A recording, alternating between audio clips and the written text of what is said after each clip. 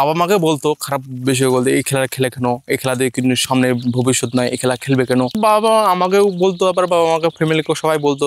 এটা বিষয়ে আমার খুব খারাপ লাগতো। তখন আমি একটা জেদ তৈরি হয় যে এদেরকে আমি কিছু করে দেখাবো, এবং কি আমি ইনশাল্লাহ কিছু করে আমি এই পর্যন্ত 6টা রেকর্ড করছি, এদের করে দেখা যায়। তখন আমি যখন রেকর্ড গুলো করি বিভিন্ন সোশ্যাল মিডিয়া যখন ভাইরাল হয়, তখন ওরাই আমাদের যারা খারাপ কথা বলতো তারাই আমার সাথে ছবি তোলার জন্য সোশ্যাল মিডিয়া ছাড়ার জন্য আসে। এখানে এটাই সবচেয়ে ভালো লাগে যে তারা যখন আমাকে মানুষ খারাপ ভাবে দেখতো, খারাপ চোখে দেখলো, তারাই আবার আমার সাথে ছবি তুলে সোশ্যাল মিডিয়া ছাড়তো। স্কুল লাইফ থেকে আমি এই খেলাটা ইন্টারনেট ঘাটাঘাটি চালু হয় আর কি, যে এটা বাইরে দেশে আসছে। প্রথমে জানতাম, যখন আমি খেলতাম তখন কিন্তু জানতাম না। প্রথমে যখন প্র্যাকটিস তখন জানতাম না।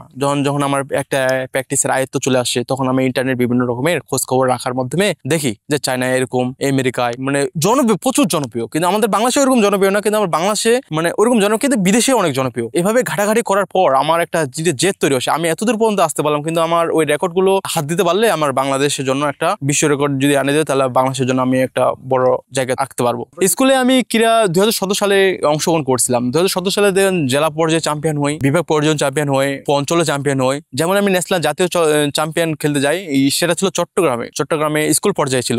স্কুলে তখন আমাকে বিনা কারণে থেকে বাদ দেওয়া হয়। বাদ দেওয়ার পর থেকে আমার একটা জেদ তৈরি হয় যে আমি এতদূর পর্যন্ত আসতে পারলাম। তখন আমি তাদেরকে বলছিলাম, আমি আপনাদের দেখাই দেবো আমি কে, আমি কি করতে পারি, বলে আসছিলাম। হ্যাঁ, তাদের বলে আসে কি করতে পারি। তখন ওরা দেখে আমাকে অবাক, টিটকারের মধ্যে যা কি করবি কর, এইভাবে বিভিন্ন রকম খারাপ কথা বলতো। তখন আমার নিজের ভিতরে একটা শক্তি তৈরি হয়, আমি এটা করে দেখাবো। এটা হচ্ছে 1 মিনিটে 1 পাই, যেটা হচ্ছে 1 পায়ে রোপ স্কিপিং, দড়ি ঘোরানো যেটা বলা হয়। এটা হচ্ছে আমি করছিলাম হচ্ছে 258 বার 2020 সালে। তারপরে দ্য মোস্ট স্কিপিং 30 সেকেন্ডে 1 পায়ে 2021 সালে 145 বার করছি 30 সেকেন্ডে। আর এটা যেটা হচ্ছে the most skipping 1 minute, most skip মানে বাম, মানে যেটা বসে করা হয়, এটা হচ্ছে আমি করি হচ্ছে 2021 সালে করা হয় 160 বার বসে আর কি, সর্বোচ্চ রেকর্ড। এটা হচ্ছে প্রথমে ছিল আমেরিকার রেকর্ড, আমেরিকা থেকে জাপানের রেকর্ডটা সর্বোচ্চ রেকর্ড, তাদেরকে আমি টপকে সর্বোচ্চ বিশ্ব রেকর্ড করি, এটাই সর্বোচ্চ রেকর্ড। এটা হচ্ছে 1 মিনিটেই ওয়ান লেগ মানে 1 পায়ে, যেটা আমি 1 পায়ে সর্বোচ্চ রেকর্ড করি। এটা আবার প্রথমে যেটা করেছে, এটা আবার আমার নিজের রেকর্ড, আমি নিজে ভাঙছিলাম প্রথমবার।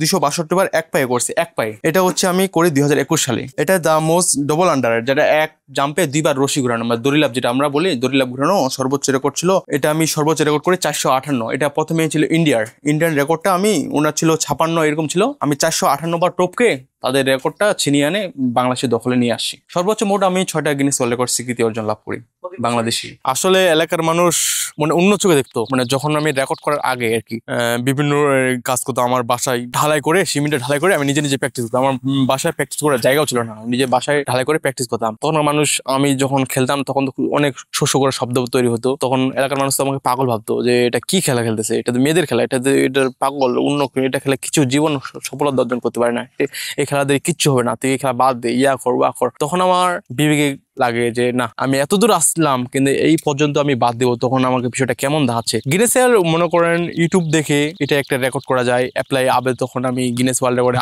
অ্যাপ্লাই করলাম, আবেদন করলাম। 3 মাস পর তোদেরকে একটা অ্যাপ্লাই করার পর 3 মাস পর আপনাকে একটা মেল পাঠায়, মেলের মাধ্যমে জানতে পারবেন। তার ওরা মেলের মাধ্যমে পাঠাবে কিভাবে করতে হবে, কি কাজ লাগবে, যেমন ভিডিওগ্রাফি লাগবে, ফটোগ্রাফি লাগবে। এভাবে তাদের মনে করেন বিভিন্ন রকমের তথ্য চাই, গাইডলাইন চাই। এই গাইডলাইনের মাধ্যমে তাদেরকে আমি ডকুমেন্টগুলো দেওয়া হয় আর কি, কোথায় করা লাগবে, পাবলিক জায়গায়, প্লেস, এইভাবে বিভিন্ন রকমের তথ্য চাই। এই তথ্যগুলো দেওয়ার পর তারা 3 থেকে 4 মাস পর তারা আবার মেল করার পর আপনি যদি মনে করেন এর রেকর্ডে উত্তীর্ণ, তাহলে আপনাকে সার্টিফিকেট স্বীকৃতি দিবে। এভাবেই তাদের কাছে প্রথম যখন গিনেস ওয়ার্ল্ড রেকর্ড করে, তখন তো আমি মানে কি বলবো, এত একটা আনন্দিত, এত যারা আমাকে বললাম না, যারা আমাকে খারাপ চোখে দেখতো, খারাপ কথা বলতো, তারাই আমার সাথে, তখন তো অনেক পপুলার মনে করেন সোশ্যাল মিডিয়া ভাইরাল, মানে প্রত্যেক বাংলাদেশের প্রত্যেক মিডিয়া আসতো আমার কাছে। আমার ছেলে খেলাধুলাতে বিশ্ব রেকর্ড করছে, 6 বার রেকর্ড করছে। বহু মানুষ আসছে, দেখাশোনা করছে, এই দিক দিয়ে আমি খুব খুশি, আমাকে খুব ভালো লাগছে। আমার ছেলে ছোট থেকেই প্র্যাকটিস করতে করতে করতে করতে এইভাবে বড় ধরনের খেলাধুলা চলে গেছে যে আমি এইটা করবোই, এটা আমি করেই ছাড়বো, এতে আমাকে যে কোনো হানে যাইতে হোক। খেলা ও পরিশ্রম করে নেই, খেলাধুলা করছে, আমাকে খালি কইছে যে তুই একটু পারলে আমাকে সহযোগিতা করবে। আমি খেলাতে একটু আগায় আছি। আমি এক স্টোরে থাকি, কৃষি করি, আবাদ করি। এই টাকাগুলা আমি ওকে টাইমলি 15 দিন 20 দিন আমাকে একটা টাকা যদি 3-4 হাজার টাকা লাগে, আমরা কোথায় পাবো? যে কোনোখানে কাছ থেকে কারো কাছে মনে করেন লাভের পর টাকা নিয়েছি, তাও তোমাকে দিব তোমার ভালোবাসার জন্য।